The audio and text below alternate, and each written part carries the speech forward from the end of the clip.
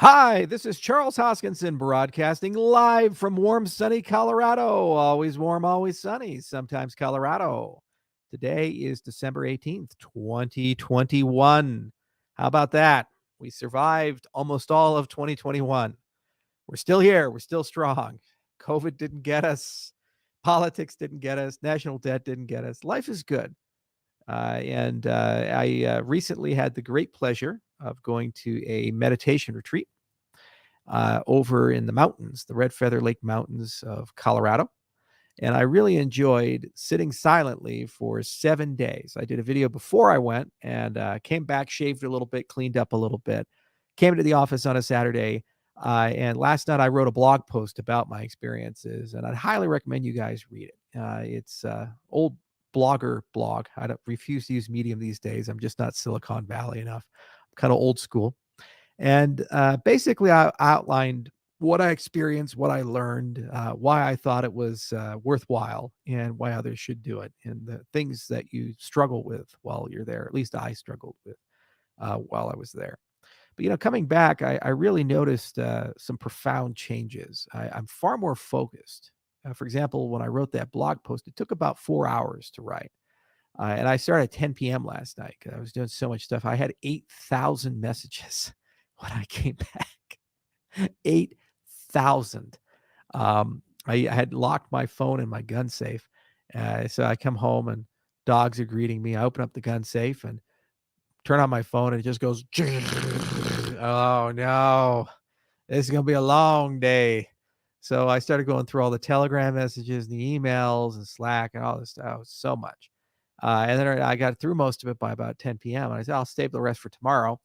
And I said, I'm going to write a blog post about my thoughts because they're still fresh. And so I said, it's only going to take an hour. So I sat at the keyboard and started writing and editing. And I looked at the clock 2 a.m. when I finished it. I didn't really feel the 4 hours, just in great flow.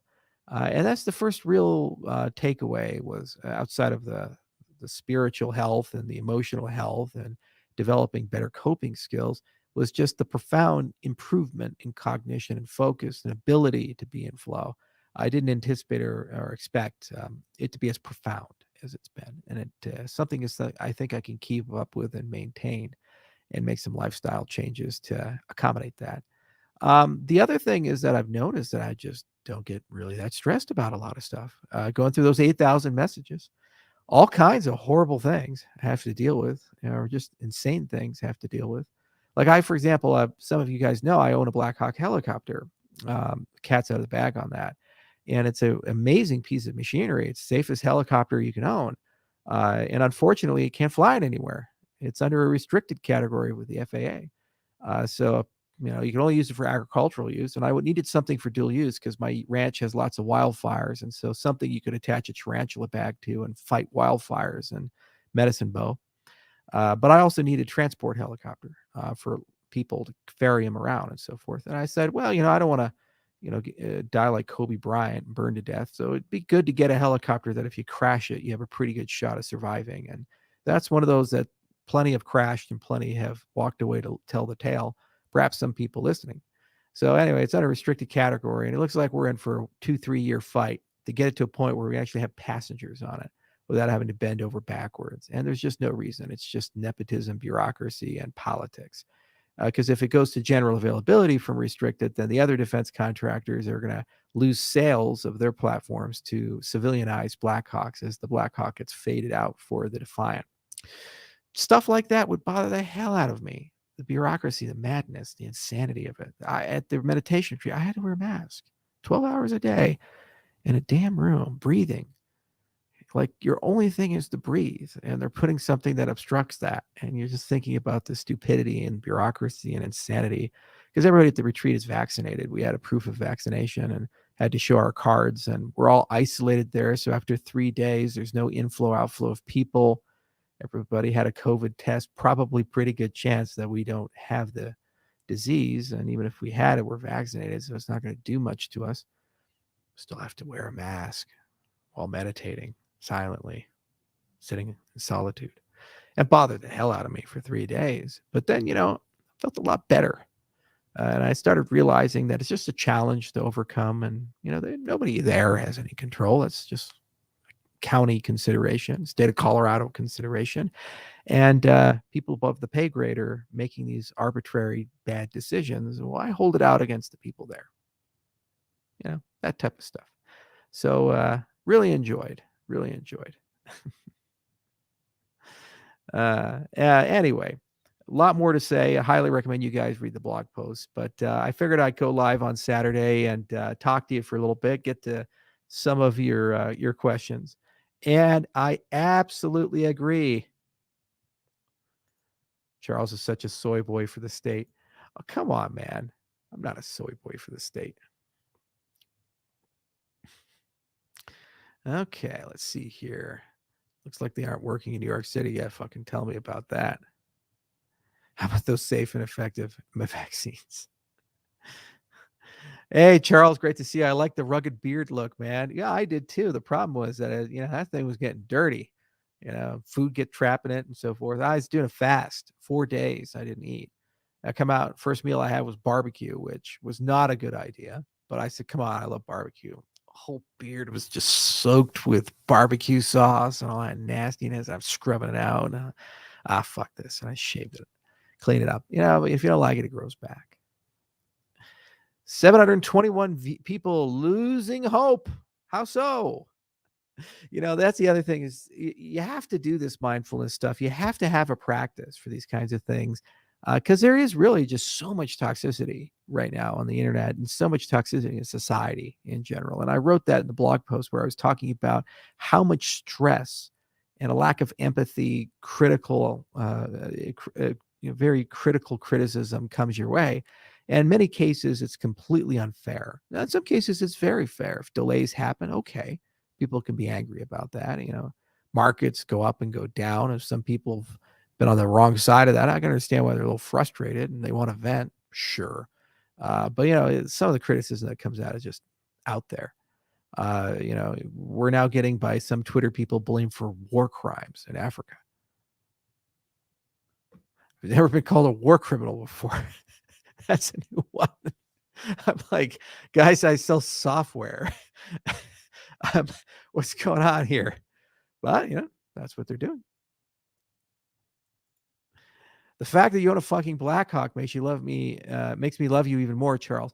Well, thank you. The UH-60 is a great platform. It's a great piece of hardware. They're real expensive to fix.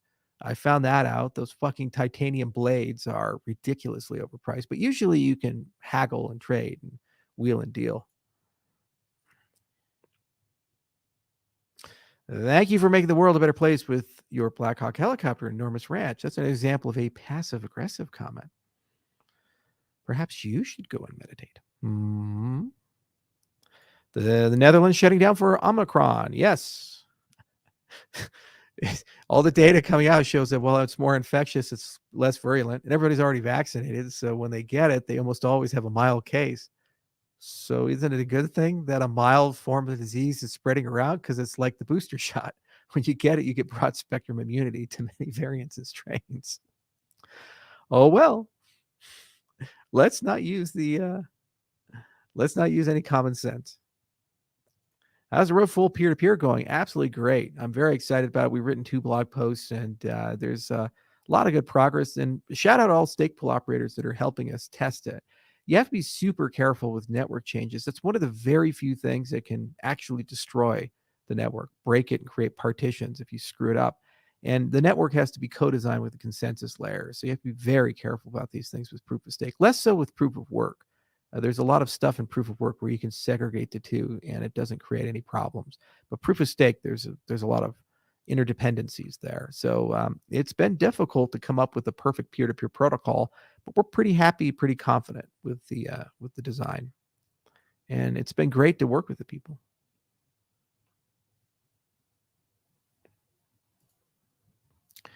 Charles, been a fan since you've had the giraffe on your dresser. Oh, that was a long time ago. That was the apartment. I wonder if you can speak to the future landscape of the SPO and your thoughts of how it will evolve. Okay, so partial delegation will come next year, and I'm fighting real hard for proxy keys. It's like moving a boulder up a hill for these two things. but we'll get that done. Partial delegation will bring delegation portfolios, and proxy keys allow you to create different keychains for cold and hot keychains. There will be many more income stream opportunities because there are layer 2 protocols coming, like Hydra next year, and sidechains. And all of those things will create opportunities for SPOs to duly monetize, so they can run multiple pieces of infrastructure and create multiple revenue streams with the same setup. So I think that alone is going to change a lot of the dynamics. Obviously, K will increase, and the community will be in control of all of that stuff next year. And I think there's going to be a lot more coalitions and portfolios as opposed to these competitive dynamics. We're also going to be thinking a lot about something called contingent staking. Let me actually take you guys through that. I'll draw a little picture. Remember, there's no mistakes, only happy little accidents. Okay, I'm going to go ahead and share my screen here. Oh, my holy God, that was the last thing I was talking about when I was drawing a picture. Okay, I think you guys can see my screen. Yeah, you can. Okay, so basically, here's how contingent contingent staking works. So as a normal SPO, what you do is you register your pool, and I'm simplifying things a little bit, but this basic idea: register pool on chain, and then once you do that, there's this idea of a place to delegate to. Okay. And then 2, someone will delegate, and that's a push transaction.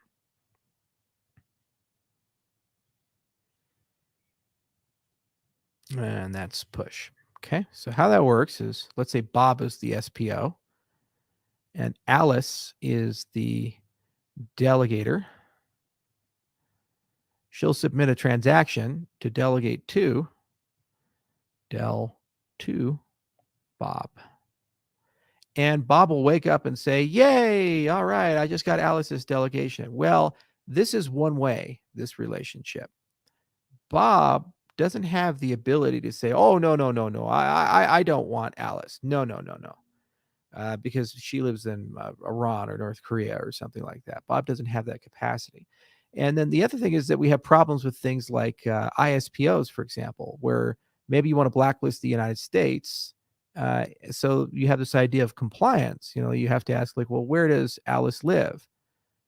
Or maybe you want a situation where you have some sort of certificate that you can register, but the rewards get paid to not Alice or the delegator, but to another account.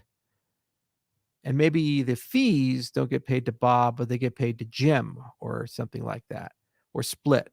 So you have one account and another account where the fees get paid to, and there's those dynamics. So we've been thinking a lot about a new structure, and we call that new structure contingent stake pools. And so the basic idea with contingent stake pools, and I think it's actually going to be somewhat straightforward to do this. We'll require some ledger rule changes, so it'll have to happen in one of the 3 windows for the HFCs, February, June, or October. But the basic idea is that you'd register a special certificate, and that special cert would mean that when Alice goes to delegate to Bob, instead of it being a push, it's more like a multi-sig. So Bob will get an alert and say, hey, there's a pending delegation.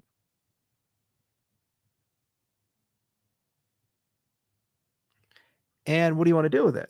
So ideally, inside the special certificate, there would be a communication channel, so some way that you could reach Bob. Maybe, it's some sort of communication protocol like Signal, or maybe it's email address or things like that. And then what can happen is that when Alice does that transaction, she can include the metadata, maybe a DID, and that DID's already been, for example, KYC'd by Identity Mind or some agency or something like that. And then Bob has to make some decision at some point to sign that. And once he signs it, then the delegation transaction is complete and submitted to the chain, and it clears. Now, the advantage here is that means 100% of the people who've delegated to Bob has made a decision that that's okay. And ideally, you do that because there's some sort of logic. So if you're doing an ISPO, maybe you have a terms of sale or some sort of agreement. So you'd say, okay, well, I need Alice to sign that before she gets her tokens, for example. And I want to do a DID to do KYC to say no US because we have to blacklist them or something like that. The other side of Contingent is the ability to separate the payment addresses. So rewards go a particular way. Right now, they automatically go to the delegators, Alice. But you could build it so that they go to some other account, but they don't go to Bob. And maybe that's a charity. So you can do provable payments that the charity's been paid. It doesn't get relayed through. You can do all kinds of things. And there's actually a paper we wrote called Conclave. And Conclave talks about the idea of federated pools. So let's say that you're a small stake pool operator and you really are having hard time making it on your own. What you could do is posse up with a collection of other stake pool operators, and you can have federated control over one pool. So this whole entity appears logically as one pool. And the trust model is that, as long as n plus minus 1 are not lying, you're okay. The pool operates. So I highly recommend you guys look at that paper. Mario Largera and Agalos wrote it, I think last year or the year before that. So it'd be fun to implement Conclave. It'd be fun to implement this contingent stake pool because this does handle all the KYC requirements for things like ISPOs and also the current infrastructure bill. Unless that gets changed, this would actually allow you to run a compliant entity. Regulated entities like University of Wyoming, others who run Cardano stake pools, they do have to start thinking, okay, how do we keep doing that in this increasingly harsh environment for proof of stake? And this would be a path to do that I think a regulated entity would be very comfortable with. And then Conclave is another thing. So partial delegation, so that the ability to stake to multiple pools from a single account, proxy keys. I would love to see contingent stake pools, and I would love to see Conclave. And I think that would dramatically change. And of course, increasing K, that's a given. And then also reevaluating a knot and other parameters. There have been many proposals from the community, and as decentralized governance grows, this is going to be something through the SIP process that eventually changes. We've been doing a lot of really creative, cool things. And then finally, new revenue streams. And those revenue streams will come from all kinds of interactions with the side chains and layer 2 protocols and other services you can offer. So it's quite an exciting time to be a stake pool operator. I actually think that we're going to have a great 2022 for them. We'll continue to see a lot more growth. And my goal one day is to have at least 10,000 pools. And I think that's entirely doable as the interfaces get better and things improve and we build up. Mm-hmm.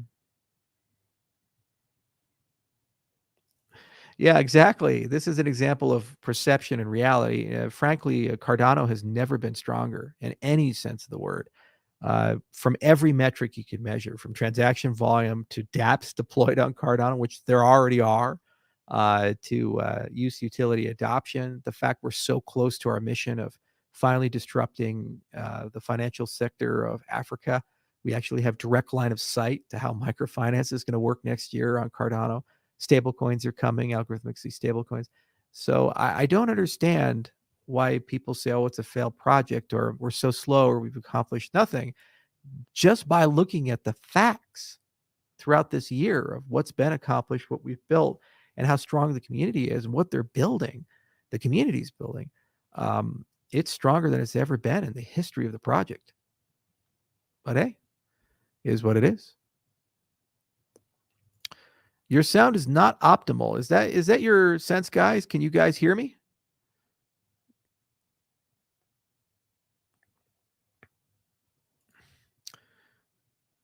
You said you'd be writing a book next year. Yeah, actually, I wanted to write a book on governance. Thank you for mentioning that. I've been thinking about it.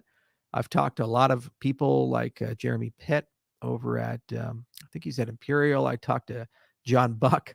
I've talked to probably more than 50 governance experts this year. We obviously have all the experiences with Catalyst. I'm still learning and I'm still growing. And I don't think I'm at a position yet where I can write the comprehensive magnum opus on these things. But it is something I really want to do. And I'm very, very excited about the things we can talk about and the nature of decentralized governance. I really enjoyed reading things like Culture and Empire and books like that, the Sociopath Code from guy who created Zero MQ. His name is escaping me for the moment. It'll come to me in a minute. He died of cancer, but he was a brilliant guy, and he really had a great finger on the pulse of how open source project governance needs to work and how people need to think. And it would be really fun to get into the guts of that and talk about how we're doing it on a scale of 2 million people at the moment. And thank you for reminding me about it. It is a thing. And the JavaScript course is another thing that I'm real excited about, the programming class. And I've still been talking to a lot of different people. It's just I've been so caught up in fine details like the Hoskinson Center at CMU and figuring out getting another author for mastering Cardano because the one we had fell through. This type of stuff. This is just how life works. You start with 96 things you want to do and you do 60 in a year and they're all awesome, but you only did 60. And what about the other 36?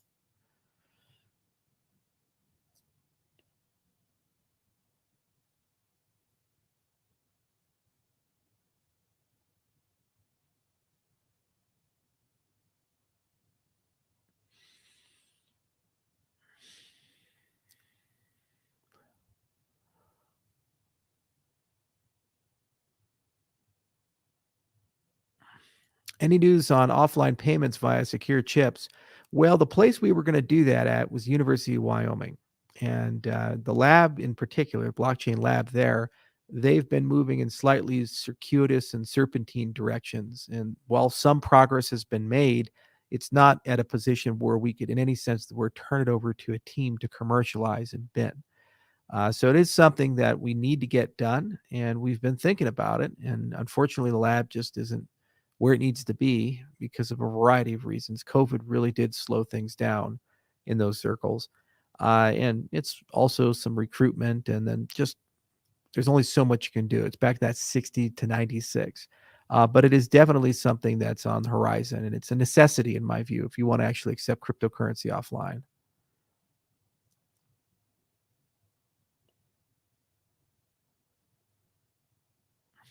It's because others are moving faster and having success. Do you really know that? Like, what's your definition of success? If your only metric is the price and the price is being manipulated, well, then what you're basically saying is the only way to achieve success is to be a criminal and to be dishonest, in which case the entire industry has no legitimacy. If your definition of success is adoption, then you have to ask yourself, well, adoption of what? If it's only vacuous applications where people trade amongst themselves and they're all yield seeking and TVL is the only metric of success, regardless of the meaning or purpose, and it's very fair weather and people leave in 6 months, you want that? And that's your definition of success? So you really have to be careful with those words, success and faster. And then also you have to look at the speed at which Cardano is moving. And it's pretty impressive that we have been able to change consensus protocols and adopt smart contracts within 18 months. Ethereum has been trying just to do one, change its consensus protocol for the last 7 years, and it has not succeeded yet. 7 years, 18 months, we did both. And we have a clear line of sight for how we match these DAG protocols, which are extremely high performance but have security problems. We have high performance, no security problem. And we also have a clear line of sight to how we're going to iterate, refine, and improve the programming model, and then also adopt the programming models of our competitors, all within the next 12 months. That's slow. While our competitors spend 7 years just trying to do one of the two major things that we've done in the last 18 months and haven't yet accomplished that. You see, so you have to be careful with these words, because when you actually start analyzing, you realize that maybe they're not true, and you're paying attention to propaganda, to YouTube podcasters, to pumpers, to trolls, to people who are paid to have an opinion about why something is so bad. What are your thoughts on some of the devs saying it's difficult to build dApps on Cardano? It's not. Factually, I think it's not too bad, not too difficult. It's about a 6 out of a 10. Maybe Solidity is a 4 out of 10, but it's not 10 out of a 10. Okay. You're not like, oh, let's go do some formal methods work and we have to go pull out some Isabel and we don't even know how the hell the thing is working.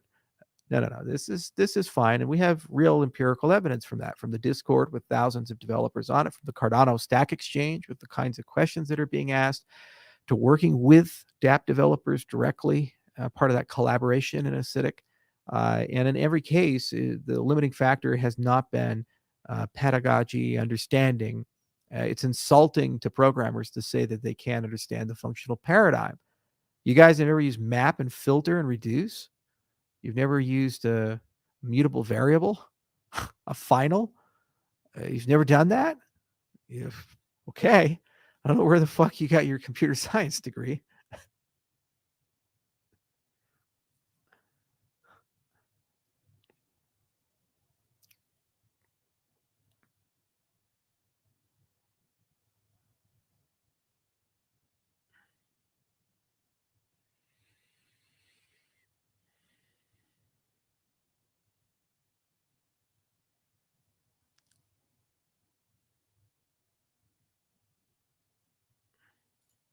Well, this is the problem with all decentralized projects. The only problem with ADA is PR and marketing. It is not my job to sit up on a hill and imagine, how do I make sure that another 10 million people adopt Cardano? How do I make sure that more 500 institutions invest in Cardano? How do I make sure that sports stadiums put ads, or subway trains put ads up for ADA? How do I do that? It's like, guys, it's a decentralized project and everyone has their role in place. And so I'm the worst person in the world to go and figure out how to deploy 20, 30, 40 million dollars of marketing money to create brand awareness. And also you have to ask the question, what is the timing of brand awareness? Doesn't it make sense that maybe we should have phenomenal light client experiences and the full governance stack built out before we get the next wave of 10 million people?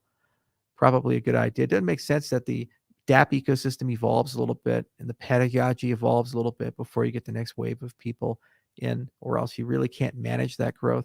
There is a thing called growing too quickly. MySpace is a case study in that. They went to 100 million users so quickly. And Facebook was very small compared to them. Now, if they could manage the growth, there would be no Facebook, there would be MySpace. But because it was asymmetrical and they couldn't manage it and they really didn't understand what to do with it, it fizzled away very quickly. So the point is that you kind of have to grow to a plateau, accomplish a lot of stuff. Then you break out of your bubble and you grow to the next plateau, accomplish a lot of stuff, and then you go to the next bubble. In terms of PR and marketing, what will happen organically or artificially is that special interest groups will form using Catalyst, because the money's there, to do PR and marketing. So if you are a person who is an expert in marketing, communication, branding, you don't have to go to the foundation of Charles Hoskins and say, please give me a job, please give me a grant, and I'll go and get adoption. You really think that the ecosystem has, at this plateau, evolved to a point where it's ready to spike up to the next one, as we did in 2020 to 2021, you go to Catalyst and say, I want $500,000, $1 million, whatever, pick a fucking number, and I'm going to go market. That's the point of a decentralized treasury. Now, it's a little harder up front, but you get more variety. You get more regionalism. You get more ideas and opinion and creativity, and you get better oversight at the end of the day. Smaller amounts. Your other option is to take all that treasury money and give it to a custodian and hope to God that they know what they're doing. And yeah, if you think that's a great idea, ask yourself how it's really working out for EOS and Block One, and how that community is appreciating and respecting its custodianship and governance and the $4 billion that they've raised and they're playing with. You see, so you have to be careful what you ask for. You also have to ask, what are you asking for? What are the root questions you're asking for in this PR and marketing? I know, because of the papers we've written the code we've written, the engineers we have, and the roadmap we're pursuing, how to get great performance, great layer 2 protocols, a wonderful light client experience, how to build out the developer ecosystem in terms of the developer experience and the tools, and how to get interoperability with mainstream languages and Ethereum. We know how to do that as an organization. I think that's what I need to do and focus on. I'm not a marketer. And so you have to ask yourself who is best equipped to build that organ. And maybe that's the foundation. Maybe that's a catalyst fund. Now, we will invest in marketing because I'm getting damn tired of the lies and the FUD. I'm getting very tired.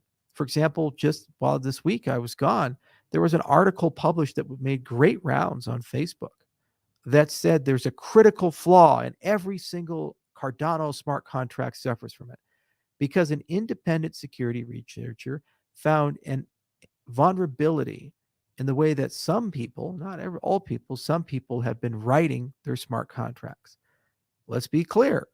This is not a security flaw with the node, ledger rules, Plutus, the language, or frankly, anything we've done. It's just that if you write your contract in a certain way, people can take advantage of that, which has actually been known by the Plutus team for months. And at some iteration or refinement of the language, what we'll do is make it harder to write code that way. In the meantime, you educate people and say, don't do it that way. We see this all the time with SQL injections. We see this all the time with all kinds of design patterns with websites, web servers. Does that mean that all these languages, PHP and Ruby and Python and JavaScript, are fundamentally broken? Of course not. That's a preposterous statement. It just says there are best practices, and we are discovering those best practices with how you use those tools in order to avoid common exploits. Just that simple. Yet, blog post is floating around, and the very person that they purport to quote, the minute that they published it, I think he runs a firm called Canonical, tweeted, no, I didn't say that at all. You're lying. Was there a retraction? Was there an apology? Did they say we got it wrong? We're so sorry? No, because they never do. There's no accountability anymore in the press. This is why the media is so reviled and hated. They don't apologize when they get it wrong, and they don't care about the products, projects, and lives that they destroy along the way. It's theater for their entertainment and their money, and nothing more. It has nothing to do with about integrity or truth. It's lost that. So we are hiring 7 people, and some to help with community management, some to help with developer evangelism, and yes, some to help fight the fires and the FUD and make sure accurate information gets out. And we can get above some of this noise. And yes, there are marketing campaigns that we'll continue to invest in because we think it's very important that people understand the vision and philosophy of the platform. And those are donations to the Cardano ecosystem, like, for example, the Africa Special. That's important stuff. And I know the foundation's investing money in marketing as well, and they have $25 million budget. I think a big part of it will be PR and marketing. But at the end of the day, there's a means to an end. And if you're talking about why it's a great ecosystem to join and build upon and accomplish things with, that's one thing. If you're talking about, well, Ethereum sucks and Avalanche sucks and this sucks and this sucks and you should buy us and Ra and Lamborghini and Wenmoon, and the people who did that, they end up becoming the ambassador to Grenada.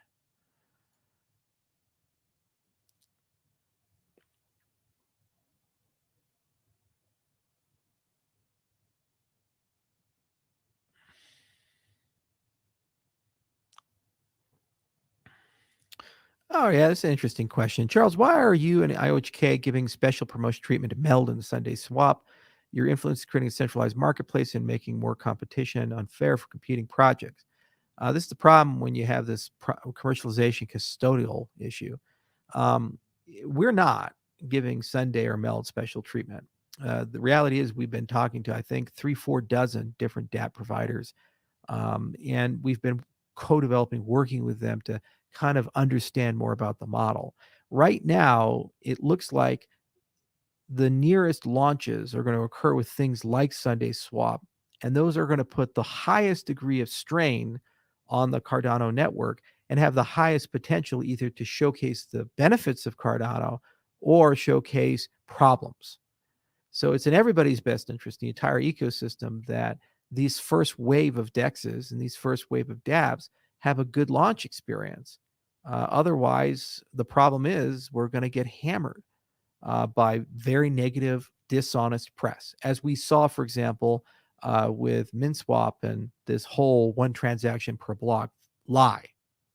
At the moment, on testnet, Sunday Swap's performance is significantly better than Uniswap on Ethereum. It's just a fact, and we've seen it.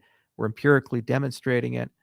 Well, they are, the Sunday Swap team, but we as a community have demonstrated that.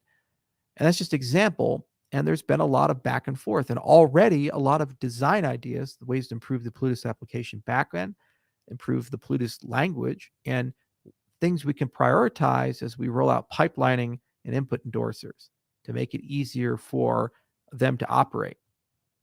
Okay, this is how it goes. Now, if you're a dApp developer and you want to have this kind of relationship with us, all you got to do is talk to our dApp developer programs we have that Jeremy Maroney and others in the organization have been spinning up.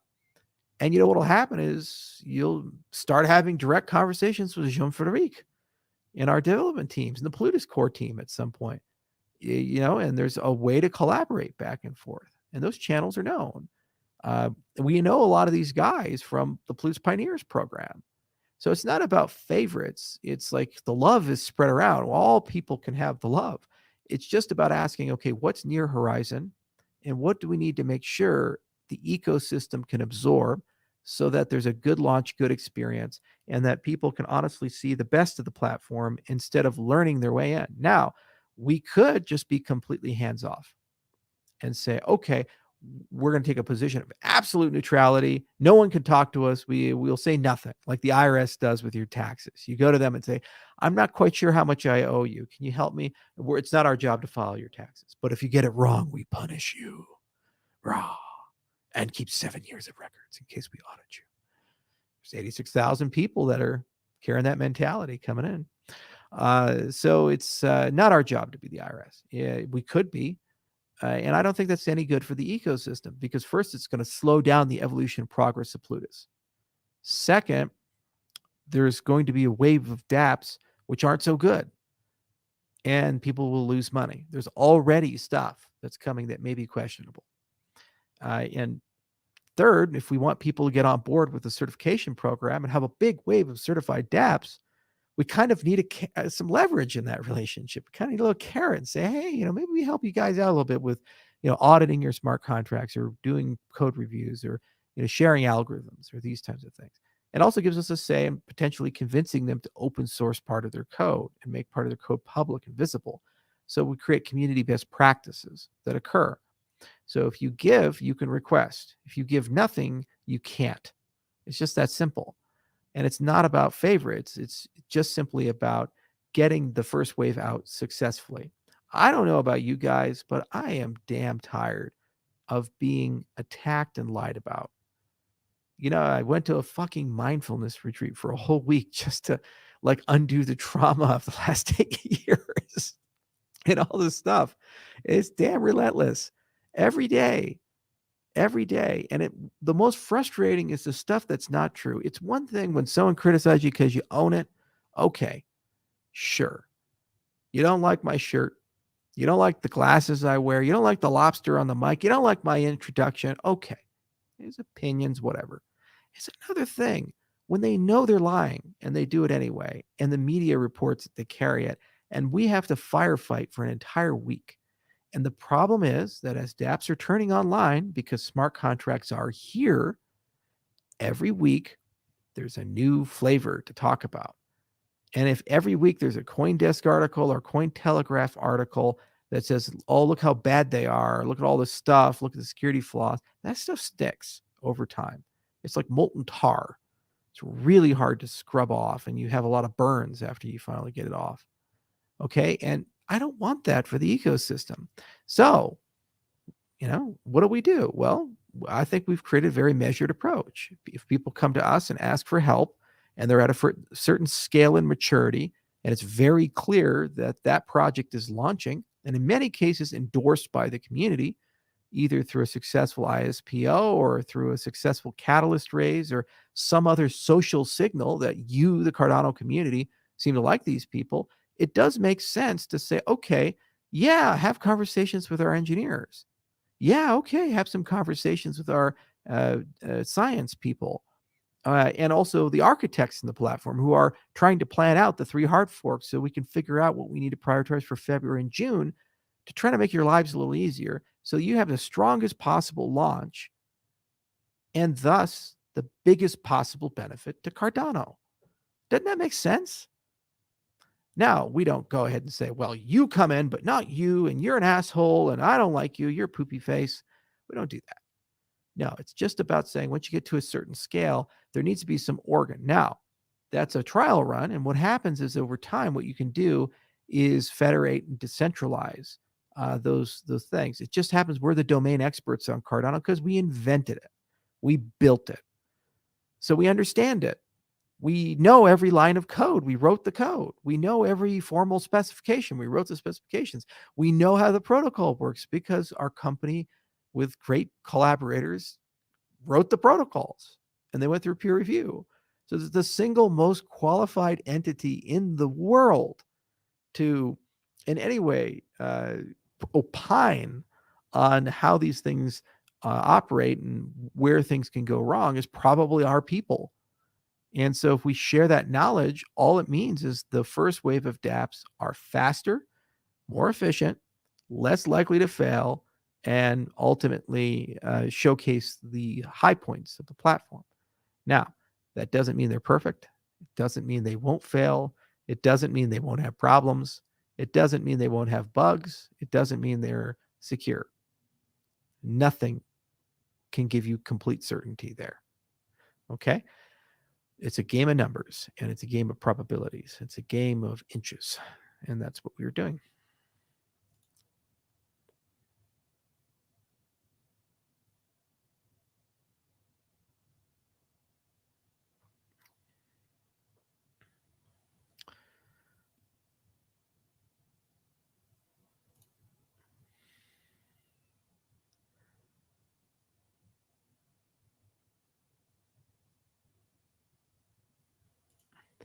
Yeah, that's a great question. And this is the point of Catalyst. I get this so many times is how can I represent my project to Cardano? Is there a chance? You go to Catalyst. That's the power of Catalyst. You have tens of thousands of people throughout the community participate. So you go there, you learn how to submit a proposal, and you interface with the experts. You get asked questions. There's a dialogue. You go back and forth and back and forth. And that is the process upon which people learn you. They learn how you think, they learn your level of discipline, they learn your level of maturity, the quality of your team, your business ideas, and they ultimately make decisions of whether to fund you or not. Even if you don't get funded, because many Catalyst projects don't, and they have to go back multiple times to get there, you make friends along the way and you build social clout along the way, which in turn you can then reinvest to whatever ends that you have. So you don't come to me. There's certain people of a certain scale, we'll work with them because we have to for the success of the project. But you come to Catalyst because that is what it's created for, and it's far more fair. And it has no face to it, no commercial agenda to it. It is a swarm of knowledge and intelligence and capabilities that continues to grow rapidly.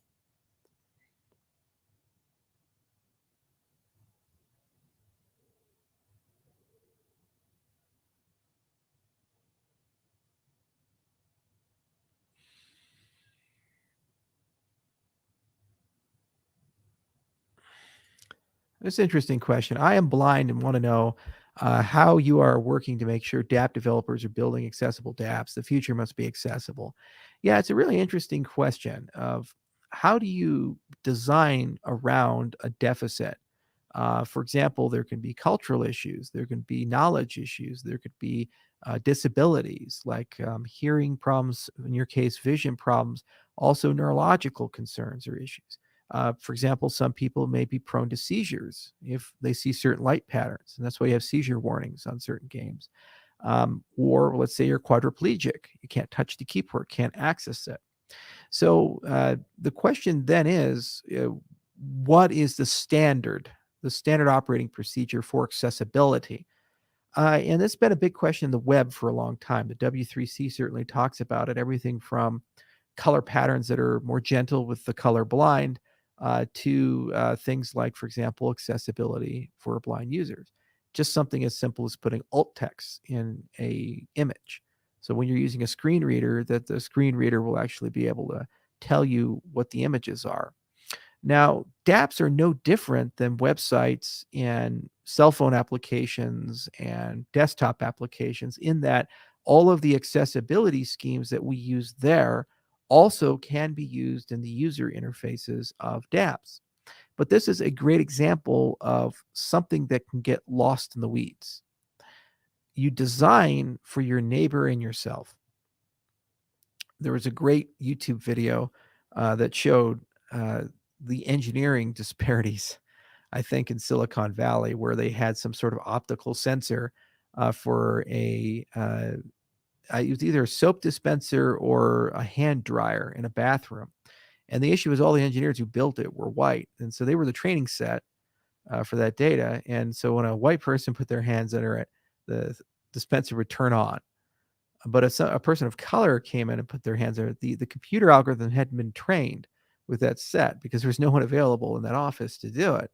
And so when they put their hand under it, the hand dryer doesn't turn on. It's just such a great visual representation that we design for our neighbor and ourselves. We don't design for the world and people who aren't us. Now, when I was at the meditation retreat, one of the exercises we had was this compassion exercise where take a deep breath, you'd be calm, and then you would imagine someone you don't know, and you'd wish that person safety and health and happiness and peace. Very basic idea of just wishing someone well and to live a good life who you have no connection or attachment to. And unless someone in your social circle is blind, you yourself are blind, or you know someone who's blind and it inspired you, odds are you probably never thought about it. Like, for example, the first time I went to Japan, I saw these little bumps on the sidewalks, and I was always curious, what the hell are those bumps for? And I found out those were walking paths for people who are visually challenged. And the Japanese government went, put all these tiles in, and if you're blind, you just walk on the bumps and you kind of know that you're still on a safe sidewalk, and it really helps you out. So little stuff like that, it just doesn't make any sense unless you have the right context. So I think the solution to this is diversity decentralization. So if you have lots of dApps coming around and you have these organizations that are inclusive and they're global in nature, you'll get lots of representation, including people who care a lot about accessibility for the hearing impaired, for the visually impaired, or for other issues. And they will make bespoke considerations. Some cases, that's the polyfill situation, where the framework itself, the implementation itself, doesn't natively resolve it. However, there's some augmentation that comes on and it fills stuff in a way that helps a person with that. So specialty software. Sometimes that works tremendously well. Other times, not so much. Okay, so like machine translation of text, for example. I can either pay a professional translator to translate a website into Japanese, or you can roll the dice and see if the computer can do a good enough job. You can do that on your end, but maybe you get a good experience or not. The other is native effort, where we actually build frameworks and tooling that assist people for these things. And as we get to refinements of the platform, we get beyond launches, and we start talking about the second wave of apps, the third wave of apps, that's usually where these questions come up as a standards-driven process, where you create checklists. And actually, what you can do to ensure that you're represented is when we start talking about certification standards for dApps. Level 1, level 2, level 3. Right now, most people are thinking about security and correctness. Can you hack it, and does it do what it says it does? But you technically could add accessibility and have a domain of accessibility. as part of that standard for higher level certifications. So by definition, if something, for example, is level 3, maybe it has some capabilities that will assist the common tools of the visually impaired.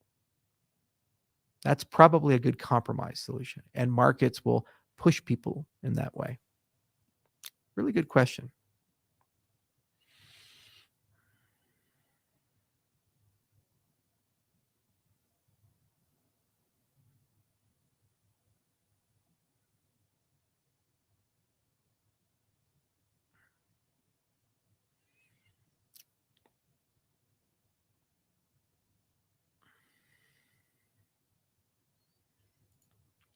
Why aren't you talking more about input endorsers? So first is pipelining, then input endorsers. Agalos is writing a blog post, and there's going to be a lot of content next year about them and a lot of beta testing and so forth.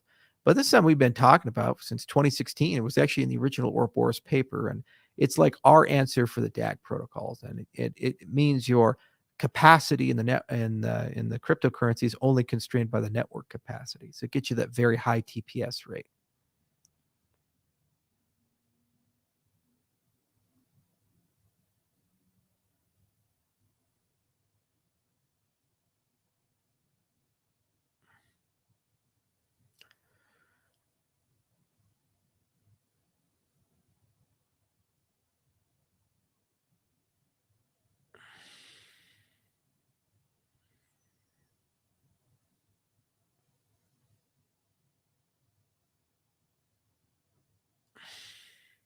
Hi, Charles. Tell us short. Why are all coins losing price when Bitcoin is falling? I mean, if Bitcoin falls, other coins fall even more instantly. How is that? Because they're all correlated to it. They all trade locked with Bitcoin.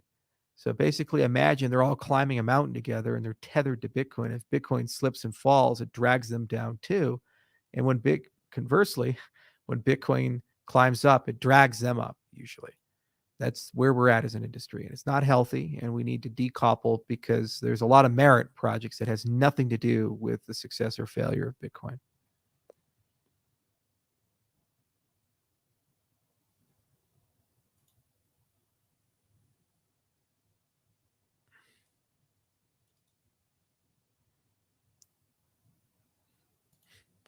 I'm going to buy his farm when he goes to prison.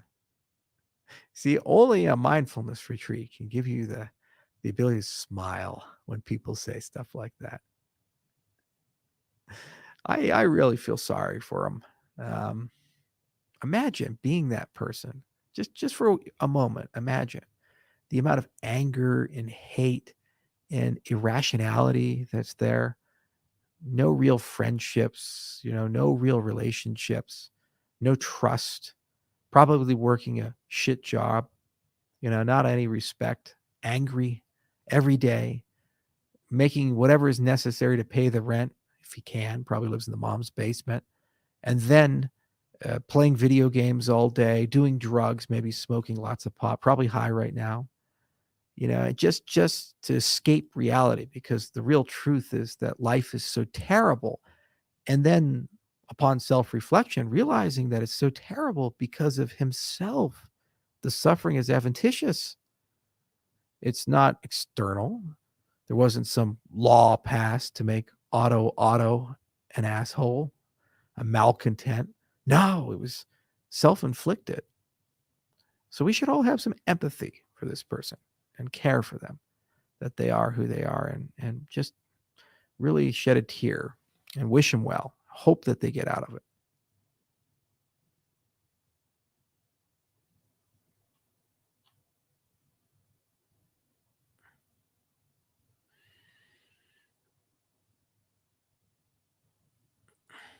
Charles, did you catch the interview with XRP lawyer John Deaton on Valuetainment's PDB podcast this week? No, I was at a silent meditation retreat. I wasn't even allowed to have my phone. I had no digital devices. I was completely off the grid. Give me the TLDR.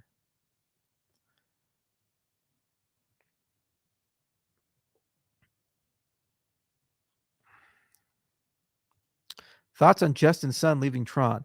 Well, he announced the announcement of the announcement that he's going to announce, that he's announcing that he's leaving Tron. And now he's going to be the, I guess, an ambassador or something in the diplomatic corps with Grenada. And as a result of that position, he can now announce to us that he's going to announce that Grenada shall announce his announcement of him being a diplomatic representative of Grenada.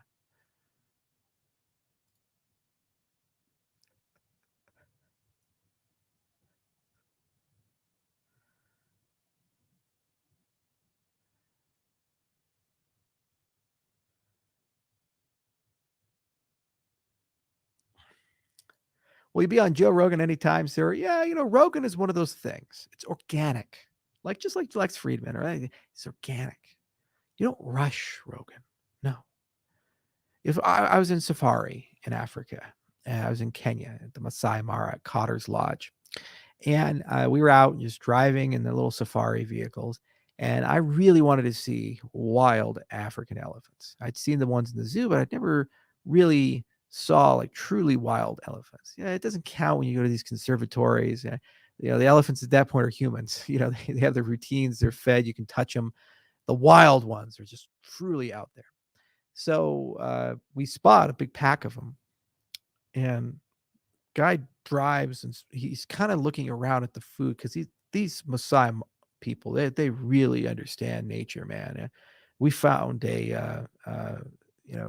what was a jaguar? What was one of the cats that's extremely solitary? It'll come to me in a moment. And we were, they found him and stalked him for like an hour and a half, and we were able to get a picture of it. But anyway, a leopard. There we go. Getting to the elephants, they just went to this one area, probably half a mile from the elephants. They just turned off the car. It says, "We wait." Now we had some beers in the truck, and so it was like, "All right, yeah, not bad. It's a beautiful day. Just sit here, chill. Yeah, it's easy to wait here." But sure enough, after about 20 minutes, 30 minutes, the elephants all started coming very close to the car, not minding us at all, not really caring about us at all, just munching on the trees, just having fun. Little baby elephants are running by. The lesson there is that good things come to those who wait. And the elephants go where the elephants desire. And Rogan is an elephant. He's a big guy. You don't go to the elephant. The elephant comes to you. So you have to figure out, where's the elephant going? And then you just wait, and organically it happens. See? And that's my bush wisdom.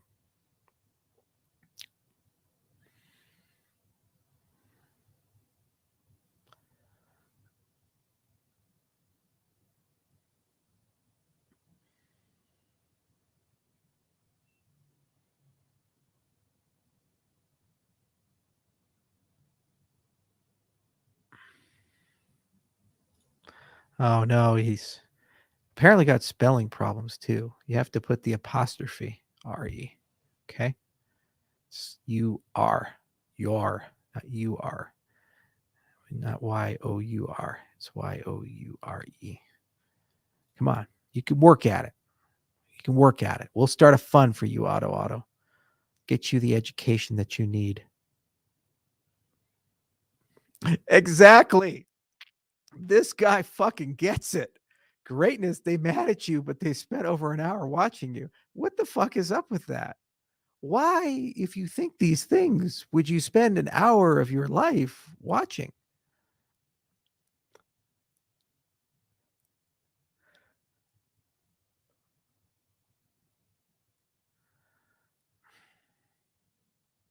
Hey, don't attack my video games. I'm not attacking your video games. They tell stories, they inspire, they allow you to escape into a reality in a world that doesn't exist and gives you some sort of connection to things that you've never thought about before. I love video games. Run a video game development company. I bought Legends of Valor. Probably going to see if we can get the IP for Lords of Magic and do a remake for that too. Crypto Bison. We're doing a release next year for something there.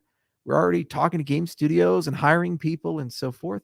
I love video games. They're problematic when they become a substitute for life itself.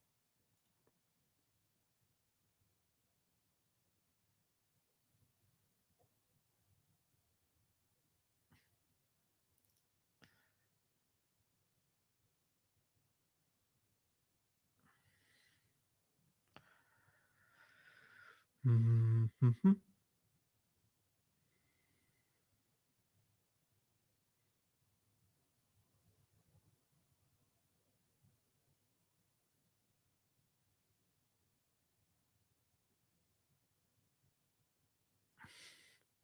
That's great. I don't care about the troll. Then go analyzing him for 10 minutes. I wasn't analyzing him for me. I was analyzing him for you guys. Isn't that right, Logan? That's right. See, Lobster agrees.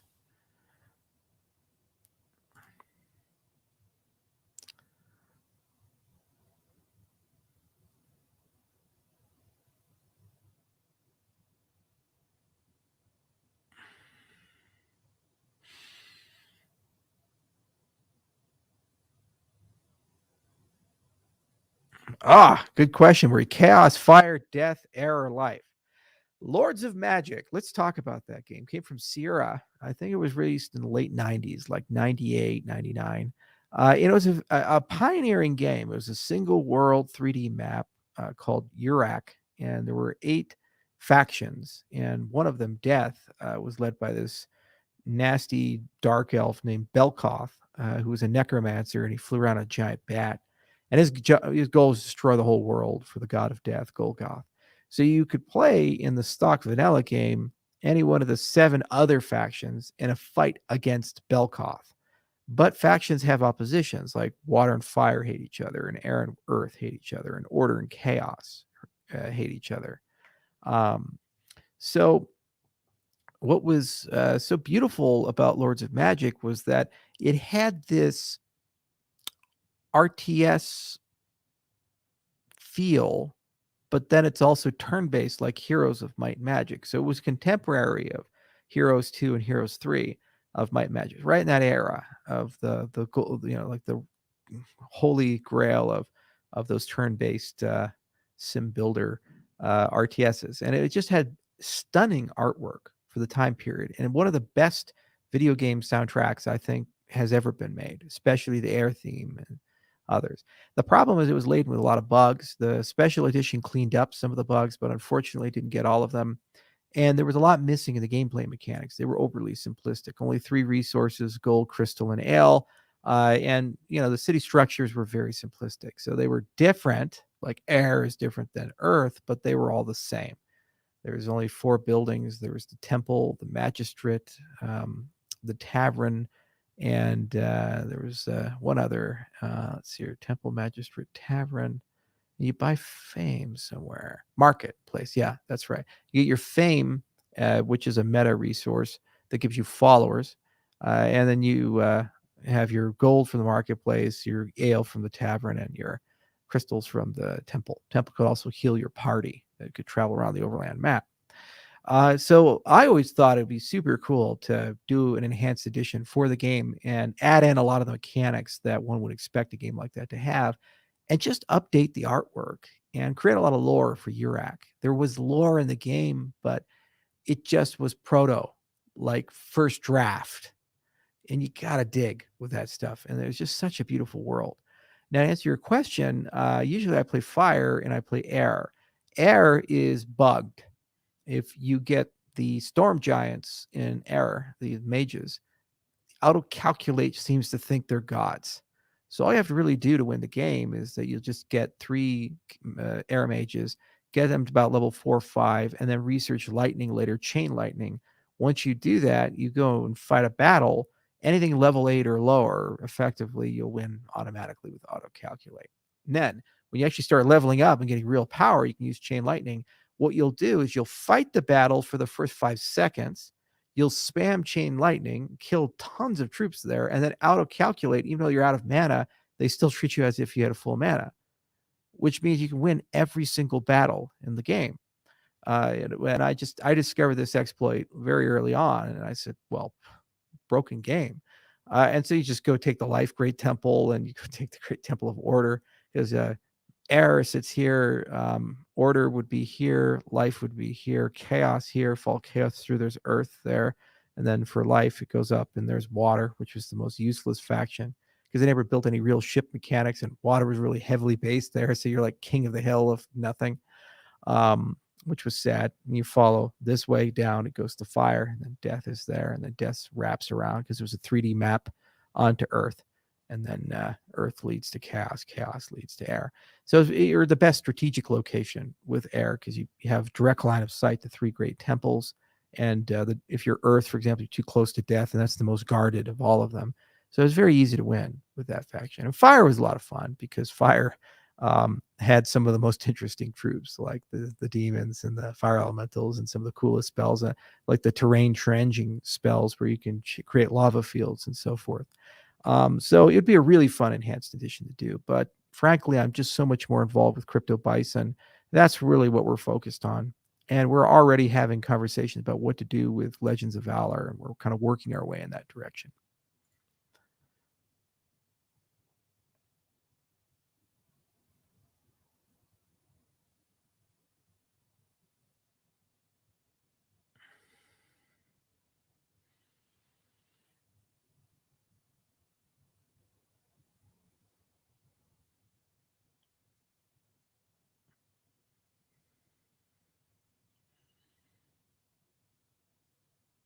And it was Peter Hitchens, I think. Hitchens, the guy who wrote Culture and Empire, inventor of Zero MQ, finally came to me. Brain works that way.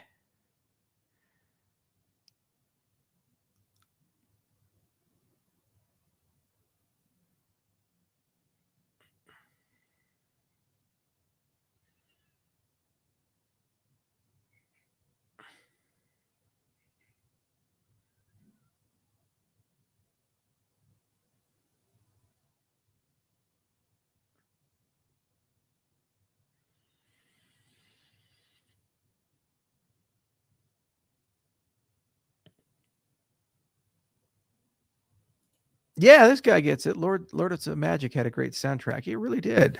Really did.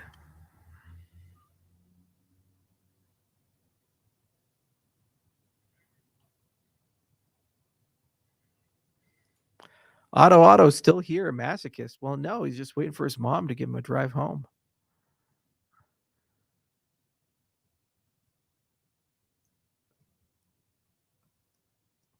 Got nothing better to do. I'm here all night, folks.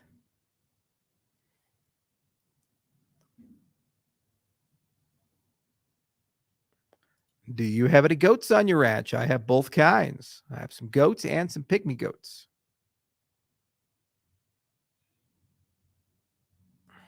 Thoughts on fake space propaganda?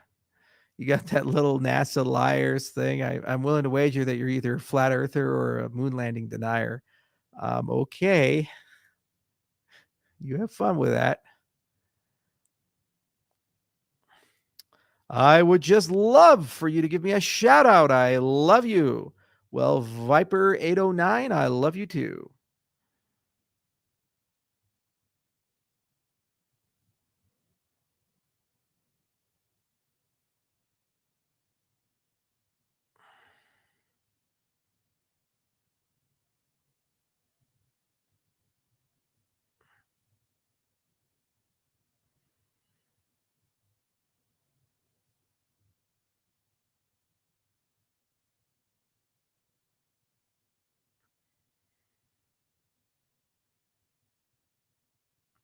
Master of Magic is way better. Well, that's an old school one. Holy moly. Let's see here. Daniel Elena, did you watch the CEOs testify? I caught a tail end of it. I think it was good. Yeah, I agree. What I watched was good. I mean, it could be terrible. You're absolutely right. It could be. And it wasn't. My concern is now about the IMF. Any thoughts? IMF will do what the US does.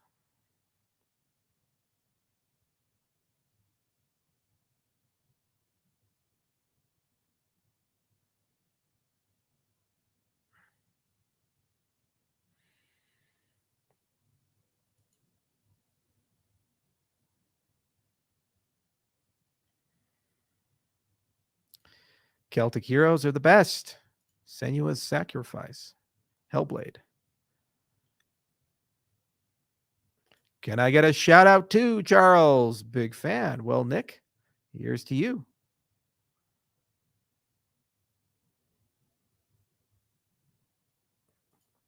Well, your interesting questions is what kind of biotech medical applications do you envision for Cardano? The last question of the day, because I do have to get to another engagement, but I want to spend some time with you guys because I love you. I love my people. You're the best. So we've had an enormous amount of discussions about my dad, my brother, and I, and others about what can we do in the anti-aging regenerative medicine biotechnology space to be able to provide the maximum level of value. So much of health and aging is because of lifestyle and poor integrative care.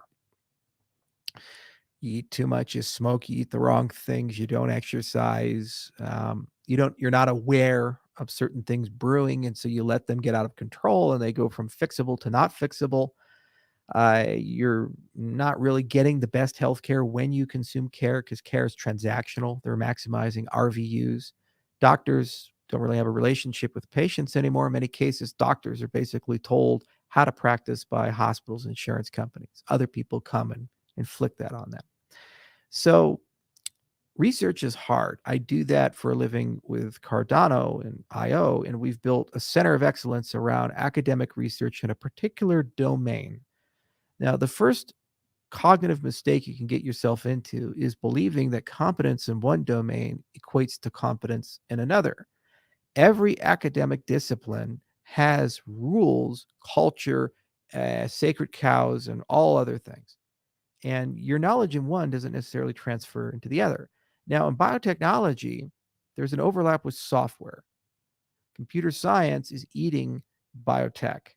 We have bioinformatics, and we're learning tons of stuff about how to connect genetics to software engineering. And you can look no further to the Moderna vaccine. There's a great article in the New Yorker that talked about how they designed it in 2 days with a computer model. And that was the same thing they started injecting people's arms in December. So they had the vaccine in January of 2020. So there's some overlap. But let's be clear here, patient care, no overlap. Thinking about the nature and politics of medicine, what is wellness, separating the pseudoscience from the cutting edge science, from the placebo, from actually truly allopathically verified therapeutics. These are all very different and difficult things. So the question is, where do you start? Do you start on the clinical or do you start on the research side when you want to enter the medical discipline? And we thought a lot about this, and our family has the clinical experience. My father's an internist, my brother's an internist. They collectively, the family, have been practicing medicine since the 50s. There's a lot of knowledge there, a lot of patients there, a lot of people you've had to deal with, every situation of life, from West Nile to Lhasa to whatever, anything you can imagine, they've probably seen at some point in their career. And they've also seen a lot of failures. So if you're thinking about anti-aging, probably the first thing to do is say, fix the low-hanging fruit. And that buys you 10, 20, 30 years, depending on the facts and circumstances, of lifespan that is mostly healthy. Well, that's a good starting point because you're not inventing new things. You're just combining things together. That's where you start. And you do that with a concierge practice. And then over time, you kind of white label it and grow it and franchise it. And you build all kinds of product lines. And you bring technologies together. For example, there's a company called Viome. And they actually send a test to you. They take a stool sample. They take a look at your particular microbiome, which is very personal. And then they create a customized recommendation of what you need to do to optimize it. Microbiome, we're starting to discover, is one of the single most important determinants of your health. If you get it wrong, you might have depression. Wow, that's crazy. There's all kinds of crazy inflammatory autoimmune disorders you could have that transform into significant issues that may require surgery or create chronic conditions you'll have for the rest of your life if that's out of whack. Cognitive health. There's so much stuff in performance neuroscience these days, and there's so many tools we're developing to discover that. And then if you don't use those and you have poor practices, your cognitive decline accelerates, and you wake up at 50, you can't remember your car keys are. It happens to us all at some point. So those are just two examples, but there's dozens. And you integrate those together into a concierge care, and you can create a wellness group and a care team with that wellness group. And it's a combination of neurology and geneticists. Like, for example, you can sequence the entire human genome now with a company called Nebula for just a few $100s. So you can do genomic medicine, you can do genomic nutrition. So you bring a nutritionist on, all these types of things. You do a whole body ultrasound. Those are really cheap too. I think it's only 70,000 to buy them. We've been pricing various different images and equipment. So we're going to build a state-of-the-art clinic, a state-of-the-art wellness team with that clinic, and we're going to bring in a very diverse set of skills to augment the clinical skills that we already have. Then we're going to add some researchers, and their job is to scour all of the peer-reviewed literature and look at things like hyperbaric chambers and photobiomodulation and PEMF and other things that are around, in some cases have been around for a long time. And there's a lot of efficacy signals that they have, but there's also some pseudoscience overlap there. We need to pull those two things apart and find bespoke treatments. Then you can start covering verticals like traumatic brain injuries, long COVID. There's even a blood test they're developing to help detect that. And there's a whole bunch of interventions that can be done. Now, once you do that, you have a swarm of intelligence that is well suited to talk about the practicality of wellness. In addition, you have a product to consume that will overall give you 10, 20, 30 extra years of life and healthiness and dramatically lower your chances of chronic conditions at the tail end of life. Okay. And also physical stuff like mindfulness-based stress reduction, exercise science, these types of things. You need to pull them all together. Then in parallel, once you have that group established, it takes 3 to 5 years to build a center of excellence. You hire your medical scientists and you start really aggressively looking into the low-hanging fruit of regenerative medicine. In particular, wound treatment looks really solid in my view. Low-hanging fruit because you can see it. And you can even, if you want to, A/B test things. So you just take twins and you cut both of them in the same place.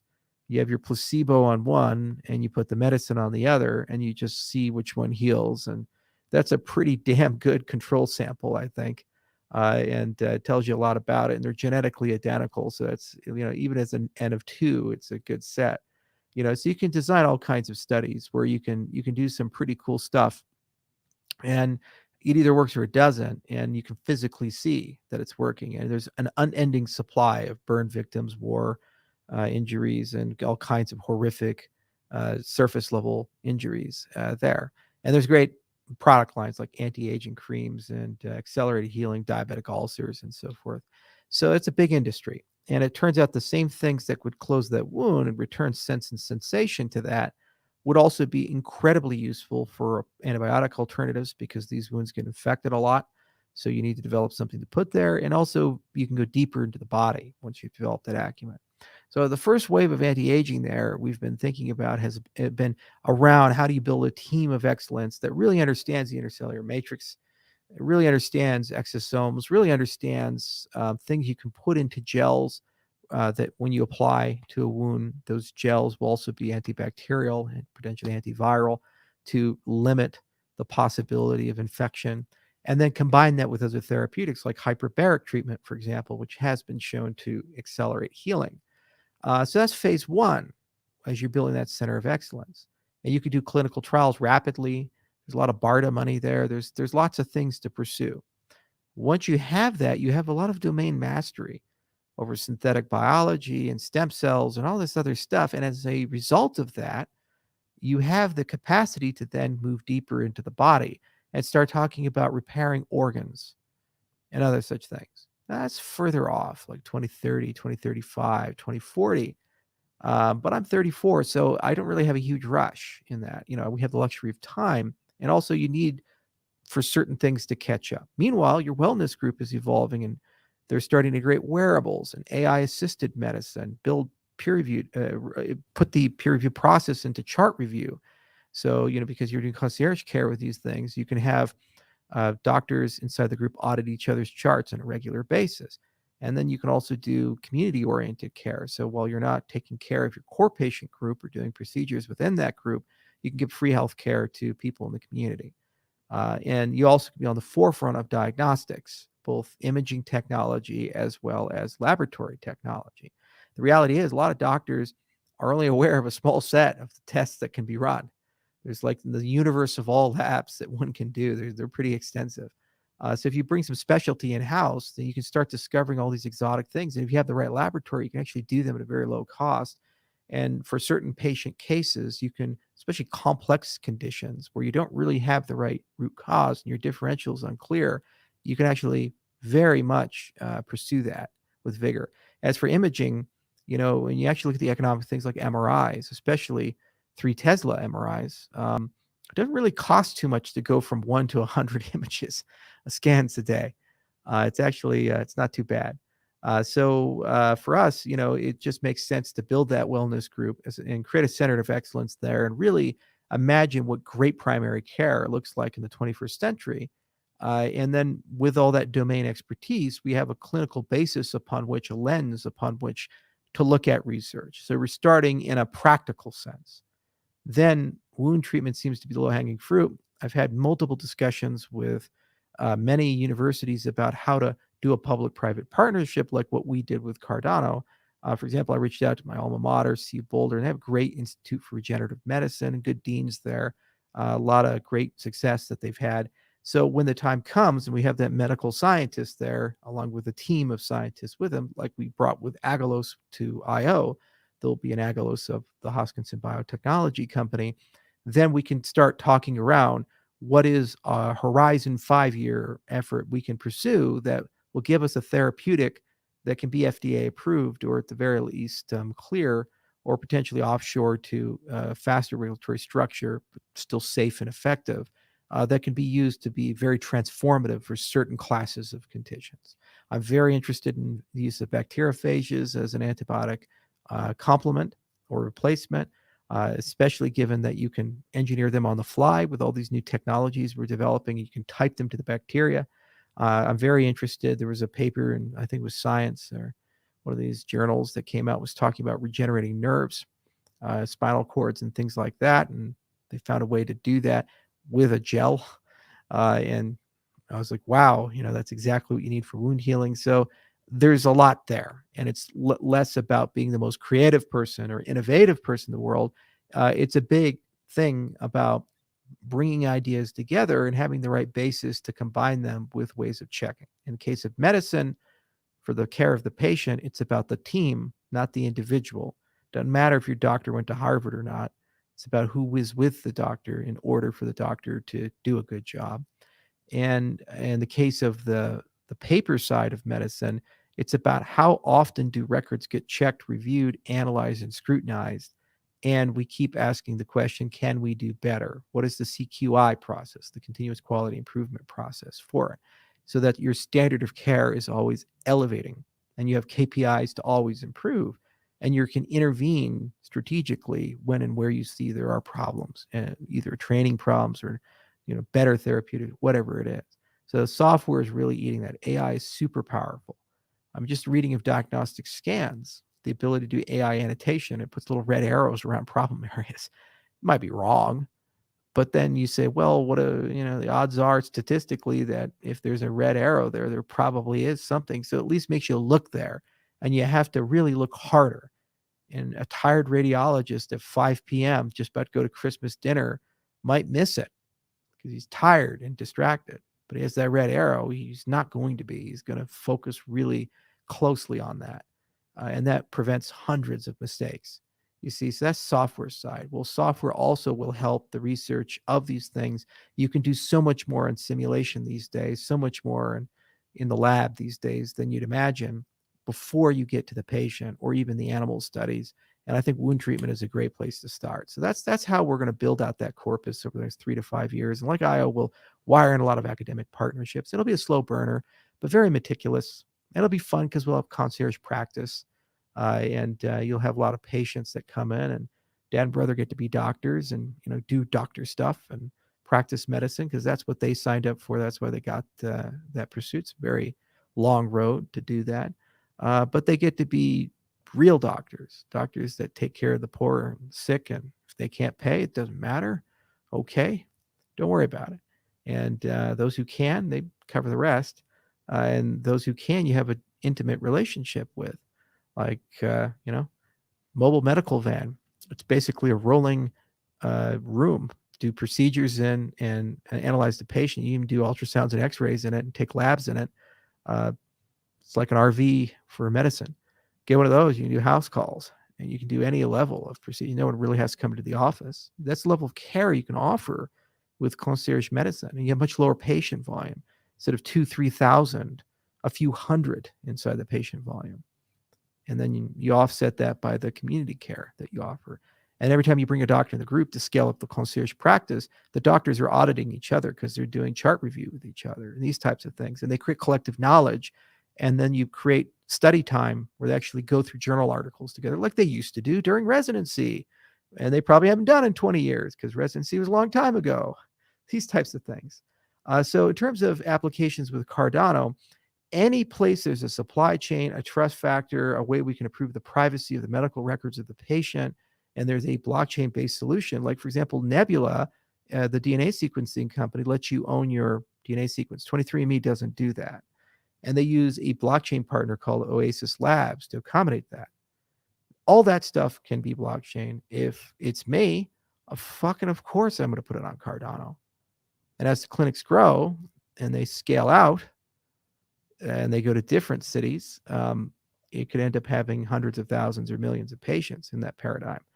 And overall, you're improving wellness for everyone around. And we're always on the forefront of therapeutics.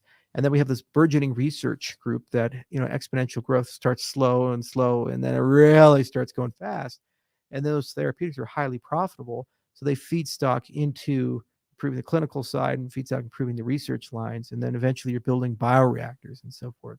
One of the reasons why I invest in Colossal, the woolly mammoth company, we're bringing back the woolly mammoth with them. And they're doing all the work. We're probably going to end up just being the ranch and helping them with some things. We'll go down to Austin in January and have a workshop with their guys. Is that they're also really thinking deeply about the artificial womb technology. And that tech can be used for a variety of things, not just bringing back mammoths, but growing organs. They're great bioreactors. And so it's pretty remarkable what can be done there. And that synthetic biology that they're utilizing to create these mammothants is extremely valuable synergistically to the kinds of work one would do in regenerative medicine. And it's great to have people like George Church in the orbit and just be able to have deep conversations with them. And it is a big passion of mine. Okay, so hope everybody enjoyed this. I really did. I'm going to have a really fun night. And it's extremely good to be back. Love all of you, care for all of you, and sending compassion, joy, and kindness to your way, even to Otto, hoping he gets the help that he needs. Cheers.